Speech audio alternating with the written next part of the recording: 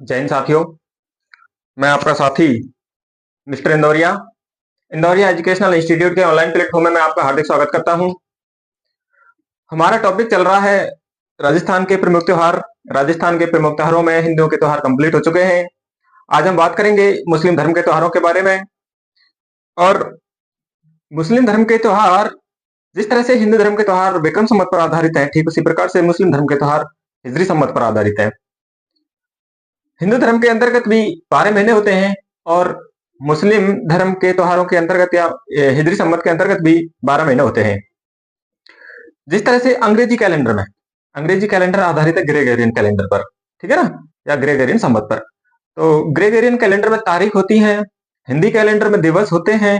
तो उसी प्रकार से इसमें हिजरी संवत के अंतर्गत तारीख होती है हर महीने की। तो हम बात करेंगे सबसे पहले हिजरी संवत या मुस्लिम कैलेंडर या मुस्लिम धर्म के त्योहारों के अंतर्गत जो महीने होते हैं उनके बारे में देखते हैं।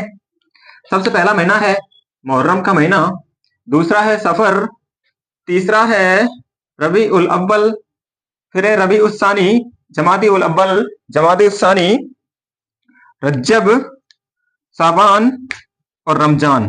सबसे पवित्र महीना कौन सा है? रमजान। उसके बाद सब्बाल, फिर जिलका या जिलकाद, अंतिम महीना है जिलहिज।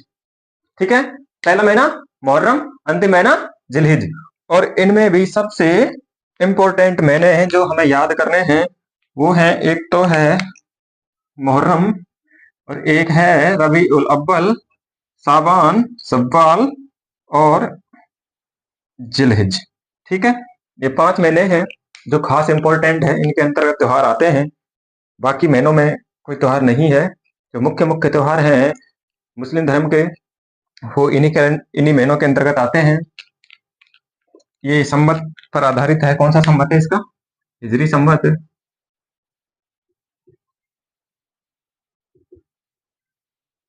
क्लियर है? आई बात समझ में? अब बात करते हैं सबसे पहले मुहर्रम नामक त्योहार की। ये जो मुहर्रम त्योहार होता है, ये मुहर्रम महीने के ही अंतर्गत आता है और मुहर्रम महीने की 10 तारीख को मनाया जाता है। त्योहार का नाम है मुहर्रम, महीने का नाम है मुहर्रम, तारीख है 10 तारीख। ठीक है, और मुहर्रम के बारे में आपको बता दूं कि ये जो मुहर्रम है, इस दिन ताजिए निकाले जाते हैं। ठीक है ना। ताजियों में क्या होता है कि बहुत समय पहले की बात है, हजरत मोहम्मद साहब के नवासे थे, नवासे या नाती, हजरत मोहम्मद साहब के नवासे या नाती, किसके? हजरत मोहम्मद साहब के,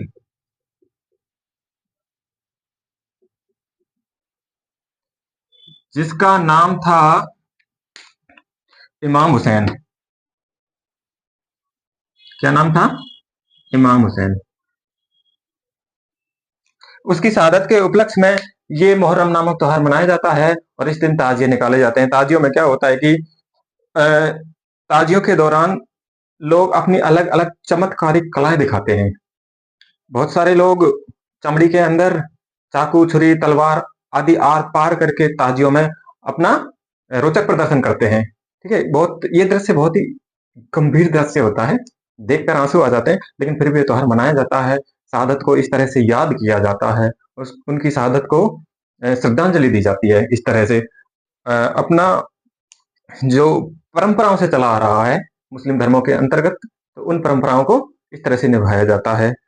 कई बार देखा होगा कि कई क्षेत्रों में जो पशु है, खासकर घोड़ा या घोड़ी जो पशु है, उसके चमड़ी के अंदर भी इस तरह से तलवार, तीर या चाकू आदि हथियार आर पार करके उनको भी उस मुहर्रम के दौरान ताजियों में एक प्रदर्शन के रूप में दिखाया जाता है, जो कि बहुत हकीकत होता है इस तरह से। ठीक है ना, आगे बात समझ में?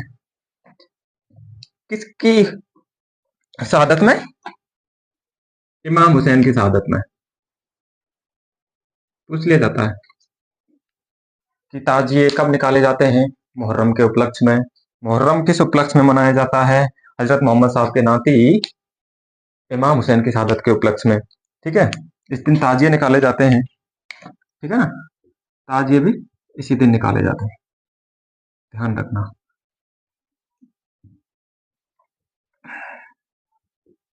किस दिन? मुहर्रम के दिन। जिस दिन मुहर्रम का त्योहार मनाया जाता है, मुहर्रम मास की 10 तारीख को। आगे बात करते हैं अपन, ताजियों के दौरान जो वाद्य यंत्र का प्रयोग किया जाता है वो होता है ताशा। पूछ लिया जाता है, वाद्य यंत्र कौन सा है? ताशा। ठीक है। इस तरह से डिप्टी कमांडर की एक परीक्षा हुई थी 6 जनवरी को, तो उसमें क्वेश्चन पूछा था कि गांधी जी के नमक विरोध कानून के दौरान जब गांधी जी अपनी यात्रा निकाल रहे थे तो उस यात्रा में कौन से वाद्य यंत्र का प्रयोग किया गया था? ठीक है ना? तो कौन ध्यान रखेगा? लिखा हुआ तो कहीं है नहीं, चित्रों में है ये। गांधी जी की दांडी यात्रा थी, उसमें चित्रों में तो है ये, तो उसमें ये क्वेश्चन पूछ लिया गया था। तो उसमें जो आंसर था इसका वो था तंबूरा।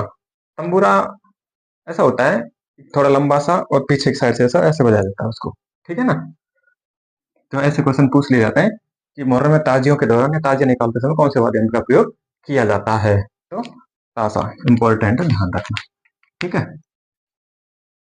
आगे बात करते हैं 12 वफात की। ये जो 12 वफात है रबी उल अव्वल मास में मनाया जाता है। रबी उल अव्वल मास की 12 तारीख को मनाया जाता है। इसको ईद उल मिलादुल नबी भी कहते हैं। क्या कहते हैं? ईद उल मिलादुल नबी। 12 वफात को ईद उल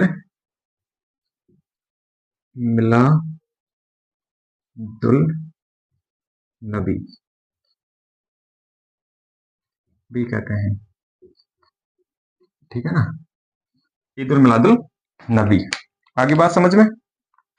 इस दिन क्या हुआ था? जो हजरत मोहम्मद साहब थे, ठीक है ना, हजरत साहब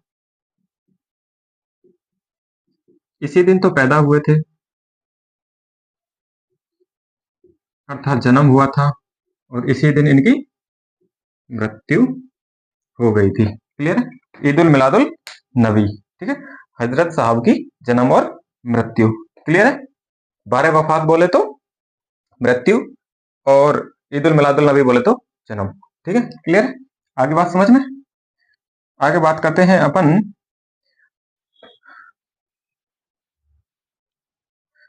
ईद उल जुहा, जो कि कुर्बानी का त्योहार है। ईद उल जुहा कुर्बानी का त्योहार है। इस दिन बकरों की कुर्बानी दी जाती है। हकीकत तो ये थी कि इस दिन हजरत इब्राहिम के पुत्र इस्माइल खां की कुर्बानी दी गई थी। उनकी याद में ये त्योहार मनाया जाता है, ईद उल जुहा। इधर लिखते हैं ईद उल जुहा। ठीक है। ये कुर्बानी का त्योहार है। क्लियर है? इस दिन क्या हुआ था कि जो हजरत इब्राहिम थे उनके एक पुत्र थे।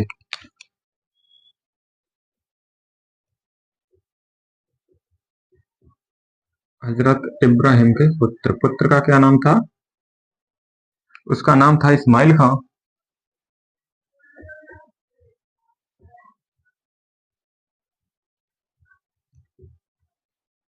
तो उनकी याद में ईद उल जुहा का त्योहार मनाया जाता है। ये जिलहिज मास में ही मनाया जाता है। ठीक है ना? और जिलहिज मास में सर्वाधिक हज की यात्रा की जाती है, मक्का मदीना वाली हज की यात्रा। कहाँ पर? मक्का मदीना में। ठीक है। वहाँ शैतान को पत्थर मार कर आना होता है। मक्का मदीना के अंदर एक स्थल बना हुआ है, धार्मिक स्थल मुसलमानों का। क्लियर है? ईद उल जुहा को कुर्बानी का दिन है, तो यहाँ पे बकरों की कुर्बानी दी जाती है, तो इसी को बकरीद भी कहते हैं। क्या कहते हैं? बकरीद। क्लियर है? ईद उल काद महीने में, ईद उल काद, ईद उल जुहा, सॉरी क्षमा चाहते हैं, जिलहिज के महीने में। ठीक है? जिलहिज महीने में ये त्योहार मनाया जाता है। कौन सा? ईद उल जुहा वाला। ईद उल जुहा जिलहिज की 10 तारीख को मनाया जाता है।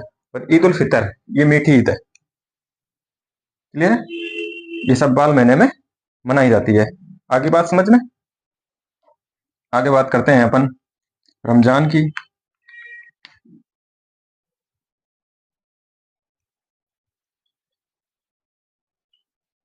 रमजान पवित्र महीना माना जाता है।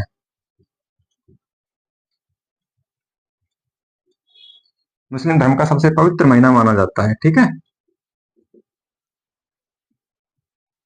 इसमें 30 दिन तक रोजे रखे जाते हैं। 30 दिन पूरे होने के बाद जो अगला दिन होता है वो ईद का होता है।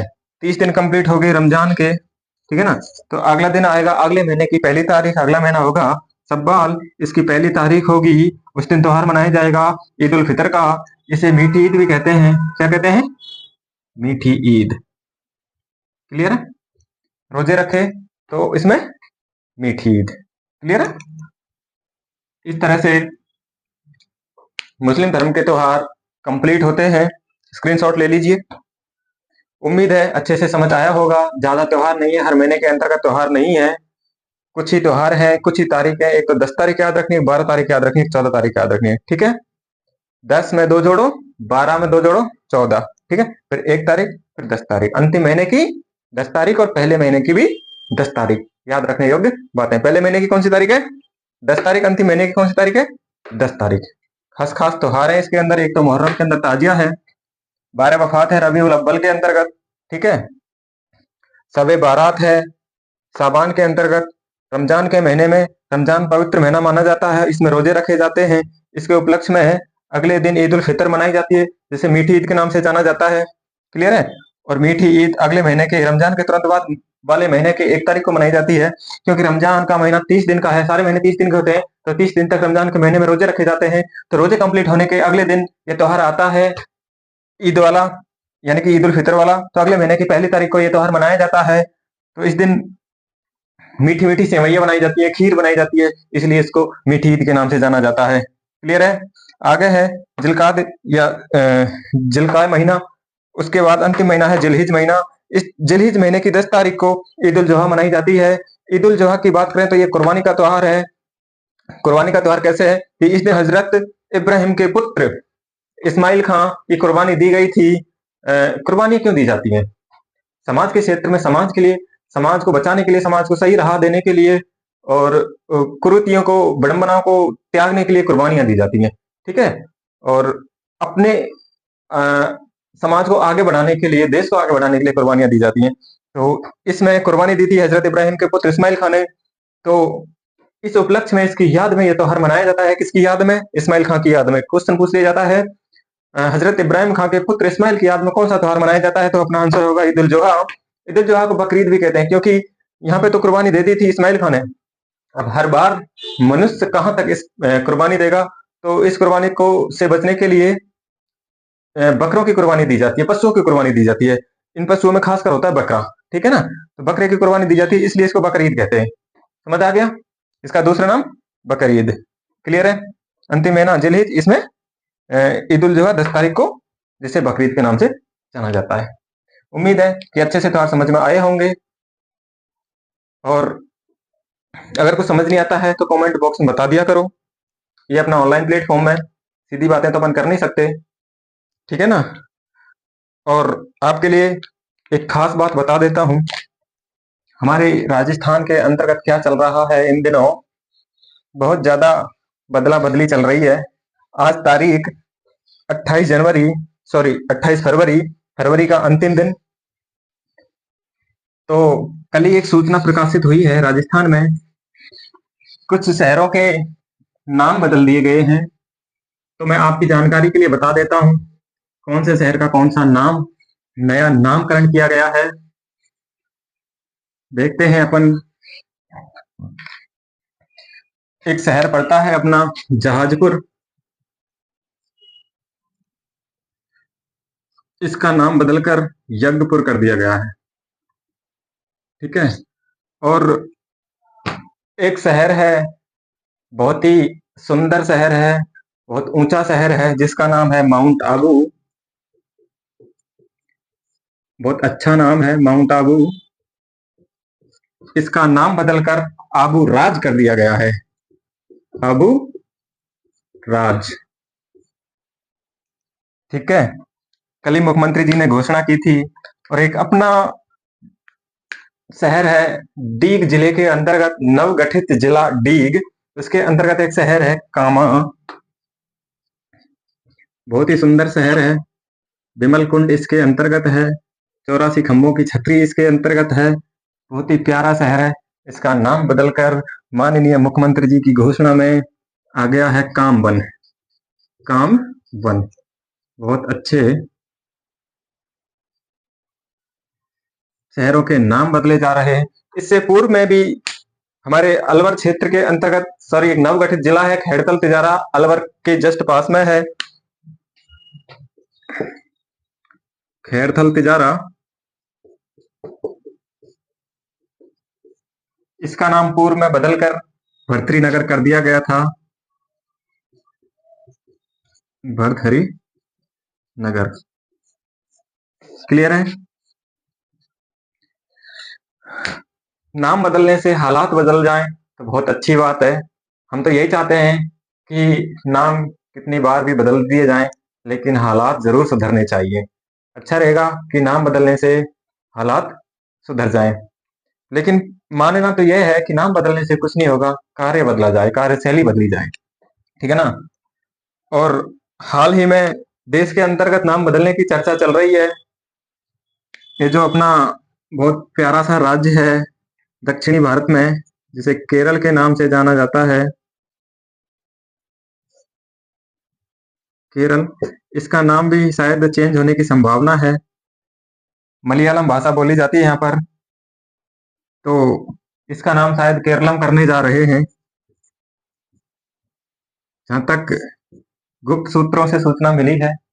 और हमें तो डर है इस बात का कि हमारा बहुत प्यारा सा सुंदर सा हवा, सॉरी, जल महलों वाला शहर है डीग, उसको पूर्व में बहुत पहले महाभारत काल में दीर्घापुर के नाम से जाना जाता था।